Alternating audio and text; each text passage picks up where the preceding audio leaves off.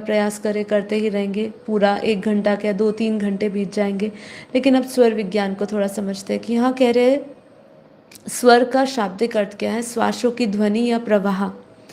ठीक है, आप इसको समझने की कोशिश करते रहिएगा मेरे साथ। यह वह गूढ़ विज्ञान है जो हमारे श्वास अर्थात प्राण के प्रवाह, उसकी दिशा, उसकी गति, उसका समय को जानकर मानव शरीर, मन और आत्मा के रहस्य को उजागर करता है।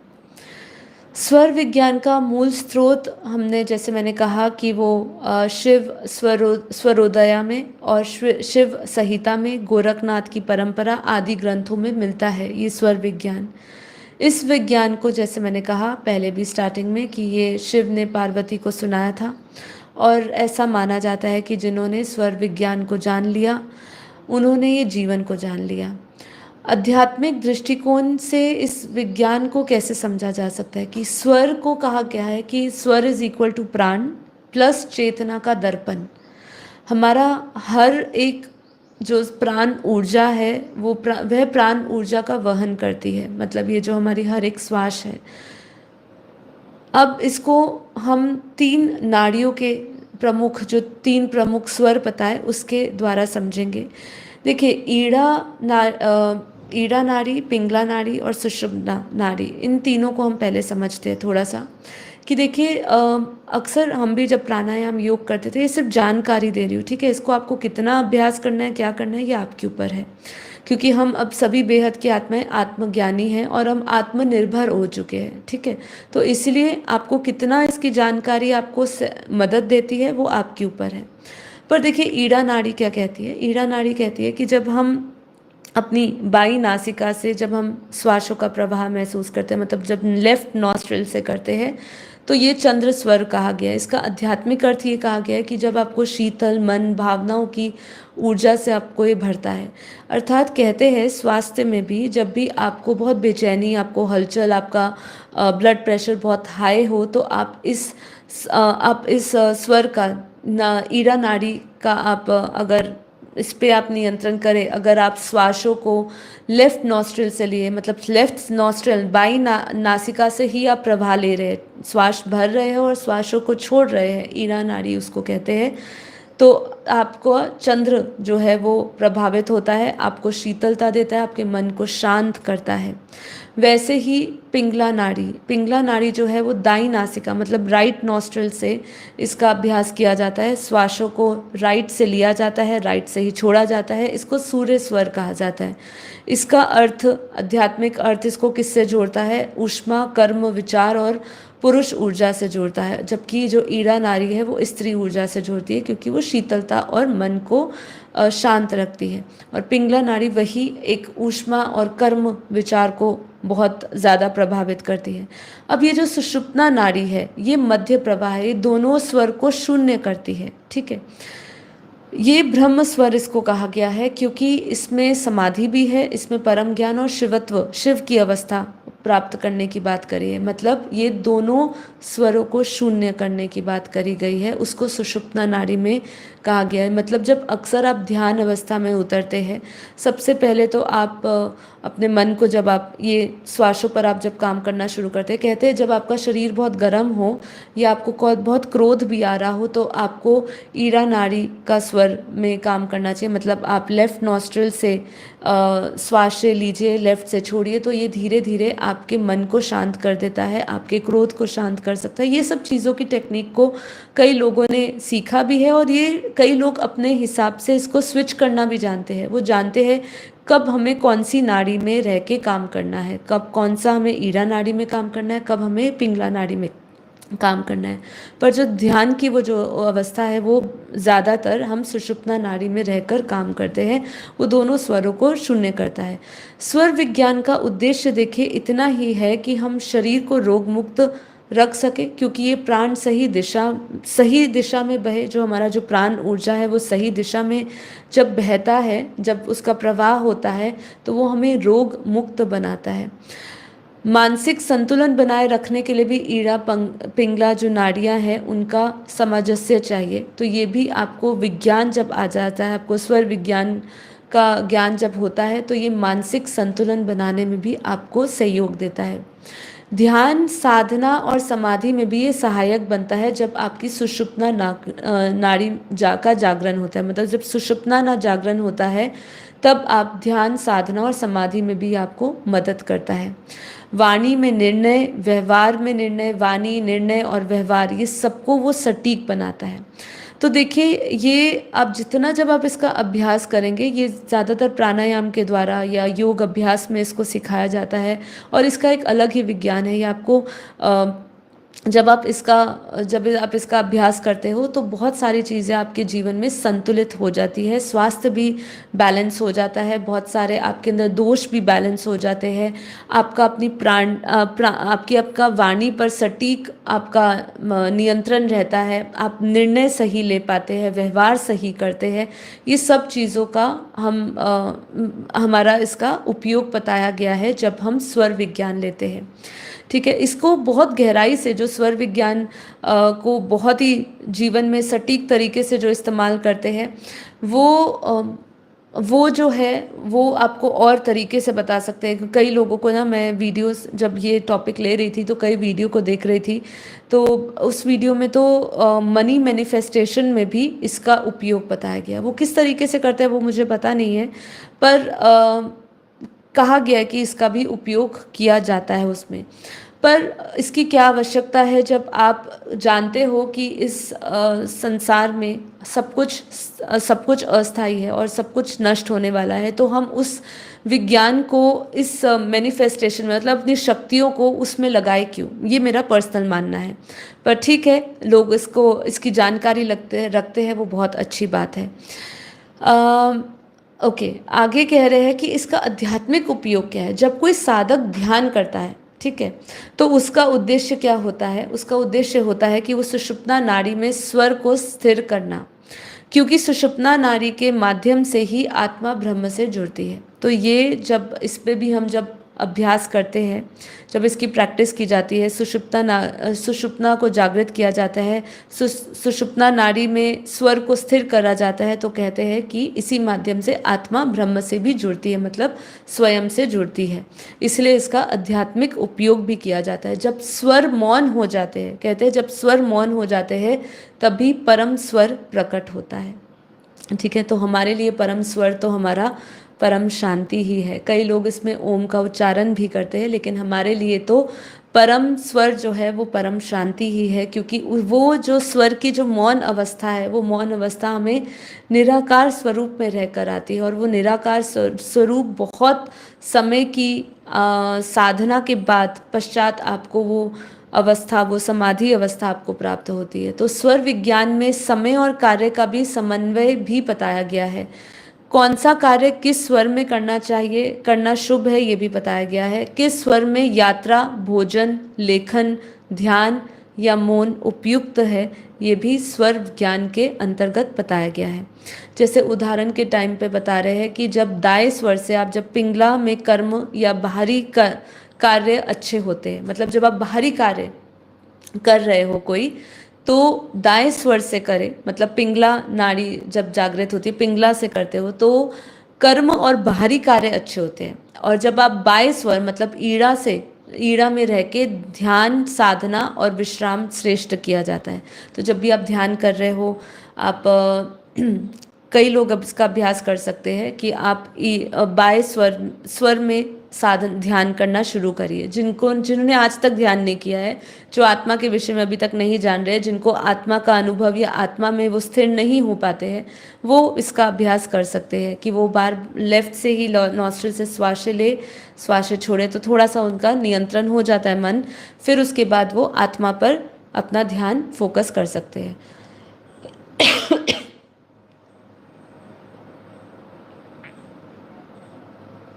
और अब कह रहे हैं कि सुषुप्ना में कोई भी कार्य नहीं होता, केवल आत्मिक अनुभव होता है। जब आप आत्मा में स्थिर हो जाते हो, उस समय कोई आपका श्वासों पर एकदम शून्य हो जाते हैं आपके, और आप सुषुप्ना में कोई कार्य नहीं करते, केवल आत्मिक अनुभव होता है।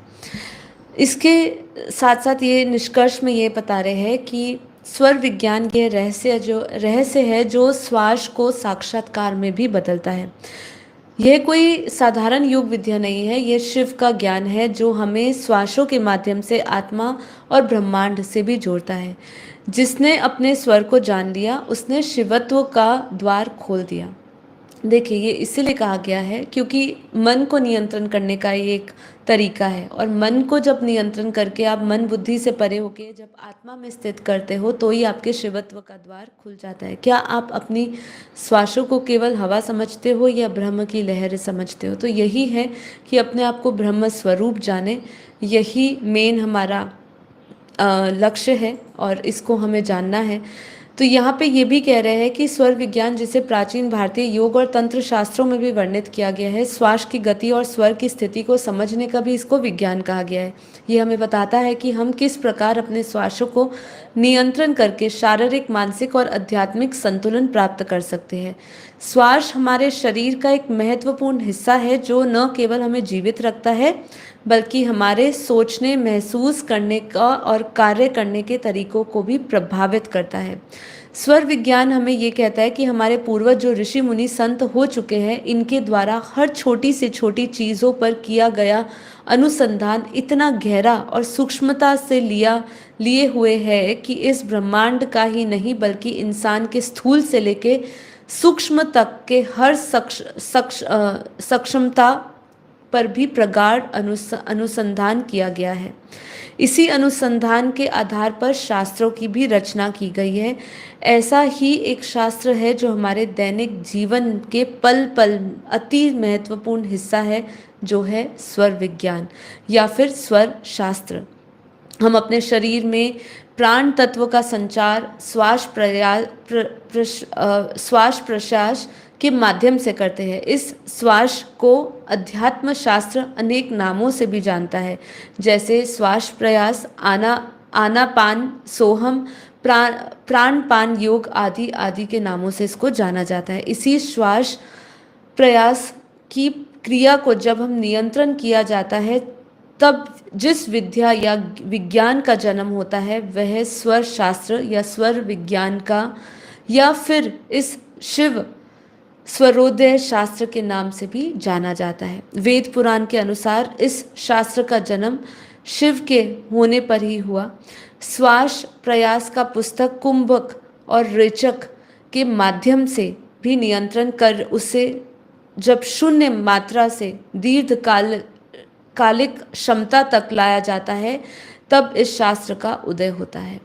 यहाँ ये भी कहा गया है कि जब कोई शून्य मात्रा पर पहुंच जाता है तब वह इस ब्रह्मांड की सारी गतिविधियों को आसानी से समझने लगता है। देखिए, सिंपल सी बात है, ये लाइन को हम थोड़ा समझते हैं कि जब कोई शून्य मात्रा में पहुंच जाता है तब वह इस ब्रह्मांड की सारी गतिविधियों को आसानी से जान जाता है। अगर हम अपने बेहद के ज्ञान से समझिए कि जो बापूजी ने हमें ज्ञान दिया है, अब ये स्वर विज्ञान को थोड़ा सा साइड में रखते हैं, जो बापूजी ने हमें आत्मज्ञान दिया है उससे होता क्या है? जब आत्मा अपनी हर एक स्थितियों में पहुंचती है, जब वो इस स्थूल शरीर, इस साकारी दुनिया को जानती है और इस साकारी सृष्टि के सर्जन को समझती है, फिर वो आकारी सूक्ष्म सृष्टि के सर्जन को भी समझती है, तो जहाँ जहाँ उसकी आत्मा की स्थिति पहुँचती है, जहाँ जहाँ उसका चेतना का स्तर पहुँचता है, वहाँ वहाँ के उस ब्रह्मांडीय रहस्य उसके आगे खुलने लगते हैं, वो गतिविधियाँ उसके आगे खुलने लग जाती है। इसी को वो समझने लग जाता है कि ये ब्रह्मांड का क्या रहस्य है, इस ब्रह्मांड से परे होने का क्या रहस्य है, और धीरे धीरे वो परम शून्य अवस्था तक पहुँच जाता है। क्योंकि जब वो निराकार अवस्था में पहुँच जाता है उसके आगे सारा शीश महल की तरह सब खुल जाता है, उसके सारे अनंत ब्रह्मांडों के रहस्य उसके आगे खुल जाते हैं। तो इसीलिए उसके लिए जो शून्य मात्रा की अवस्था कही, वो निराकारी अवस्था ही है। उसके लिए आप चाहे कोई भी अभ्यास करते करते उस अवस्था तक पहुंचने का प्रयास कर रहे हो, लेकिन उसके लिए कहीं ना कहीं जब आप आत्मा से जुड़ने की बात कर रहे हो तो वहाँ पे आत्मा का शास्त्र या आत्मा का ज्ञान जरूर बीच में आएगा ही आएगा, तभी जाके आप उस शून्य मात्रा तक पहुँच पाएंगे। इसे उसका प्राण तत्व उसके वश में हो जाता है, जिसके माध्यम से वह अनेक अकाट्य चीज़ों को का धनी भी बन जाता है। ये शास्त्र सभी शास्त्रों का मूल इसीलिए कहा गया क्योंकि इसी से सृष्टि के जीवन का निर्माण हुआ है तथा यही अंतिम ज्ञान भी प्रदान किया गया। यदि हम ब्रह्मांड के रहस्य की बात करें, जब आत्मा की क्रिएशन हुई, आत्मा की क्रिएशन से जब ये ब्रह्मांड के सर्जन के समय जब परम पुरुषों से जब ये मनुष्य सृष्टि आगे धीरे धीरे, हम पूरा ज्ञान तो जानते ही हैं कैसे परम पुरुष से देवी देवता बने, देवी देवताओं से कैसे हम ये शरीर में आए। जब ये शरीर का निर्माण हुआ होगा उस समय के विज्ञान तक की अगर हम बात करें तो ये अंतिम ज्ञान इसलिए कहा क्योंकि उस समय ही मनुष्य सृष्टि जब आई होगी तभी इस शास्त्र की महत्वता आई होगी, ऐसा मेरा मानना है। तो ये भी कह रहे हैं कि ये शास्त्र सभी शास्त्रों का मूल इसलिए कहा क्योंकि ये जीवन का निर्माण हुआ। इससे न केवल अपने बल्कि न केवल हम लेकिन अपने दूसरों के यही नहीं तो सृष्टि और ब्रह्मांडीय संरचना में बदलाव करने के क्षमता से भी परिपूर्ण हो जाते हैं। स्वर विज्ञान क्या है, इसे आम जिंदगी में कैसे उपयोग करें, इसको हम स्वास्थ्य और उपचार में काम आता है, संचार और भाषा में काम आता है, आध्यात्मिकता और ध्यान में काम आता है और इसका प्रयोग हर एक व्यक्ति कर सकता है जब इस शास्त्र को समझ जाता है। ठीक है, इसको बहुत विस्तार से कहा गया है लेकिन मैं इसकी आवश्यकता और इसका उपयोग कम समझती हूँ आत्मज्ञान प्राप्त करने के बाद, इसलिए इसको सिर्फ ऊपरी स्तर पर हमने समझने का आज प्रयास किया है। इसको और बहुत गहराई से आप इस विद्या को समझ सकते हैं। आप जैसे मैंने कहा शिव संहिता में इसके बारे में कहा गया है तो आप इसका अध्ययन कर सकते हैं, ये आपकी पर्सनल चॉइस है। पर इतना ज्ञान हमारे लिए होना ज़रूरी है कि स्वर विज्ञान होता है और इससे हम श्वासों को नियंत्रण करने का अभ्यास किया जाता है और इससे बहुत सारी चीज़ों में उपयोग किया जा सकता है। आपका आध्यात्मिकता और ध्यान में भी इसको सहयोग आपको मिल सकता है इसका। लेकिन आत्मज्ञान सर्वश्रेष्ठ है। फिर से इसी के साथ मैं अंत करूंगी इस एपिसोड का कि आत्मज्ञान सर्वश्रेष्ठ है। बेहद का परम ज्ञान लेने के बाद ये सभी ज्ञानों की आवश्यकता नहीं होती, लेकिन आपको इन सब की जानकारी होनी चाहिए। तो आज के लिए इतना ही। आशा करती हूँ आज की जानकारी आपको जितनी मिली उतनी पर्याप्त होगी आपके लिए अपने इस स्वर विज्ञान को, श्वासों को और इन नाड़ियों के बारे में जानना और कैसे आप इसकी आवश्यकता के अनुसार कभी कभी आप इस पे काम कर सकते हैं। हम जब हम प्राणायाम करते हैं तो काफ़ी बार इसको करते हैं। इवन ब्रेन ऑल्टरिंग में भी इसकी काफ़ी बार साइंटिस्ट भी इसकी बात कर रहे हैं। जैसे मैंने एक वीडियो देखी थी, मैं अंत ही कर रही हूँ बस इस एपिसोड का, एक वीडियो देखी थी जहाँ ब्राह्मी प्राणायाम किया गया था और उसका ब्रेन पर क्या प्रभाव हुआ था इसके ऊपर भी विज्ञान, जो हमारा आधुनिक विज्ञान है आज का, वो उसके ऊपर मेडिकल साइंस बहुत अच्छी रिसर्च लेकर आई है कि उसका हमारी ब्रेन पे बहुत ही अच्छा असर होता है। हमारे अंदर हमारी जो अल्फा स्टेट, बीटा स्टेज और ये सब समझाया जाता है, इस पे बहुत अच्छा असर होता है। हम बहुत ही शांति पूर्वक अपने प्रत्येक कर्म कर सकते हैं जब हम ब्राह्मी प्राणायाम का करते हैं। मतलब हमारी बीटा शक्ति तो बढ़ ही जाती है, मतलब कार्य शक्ति भी बढ़ती है, लेकिन साथ ही साथ हमारी वो स्टेज भी बढ़ती है जहाँ पे हम बहुत शांति पूर्वक अपने उस कार्य को पूर्ण कर सकते हैं। तो ये विज्ञान है, इसके पीछे का साइंस है जिसको जान सकते हो आप और इसको अभ्यास भी कर सकते हो। ठीक है, तो आज के लिए इतना ही। यदि आपको ये एपिसोड अच्छा लगा हो तो इसको लाइक करिए, सभी के साथ शेयर करिए। आज के लिए इतना ही, कल मिलेंगे नए एपिसोड के साथ, नई ऊर्जा के साथ। तब तक के लिए सभी को परम शांति।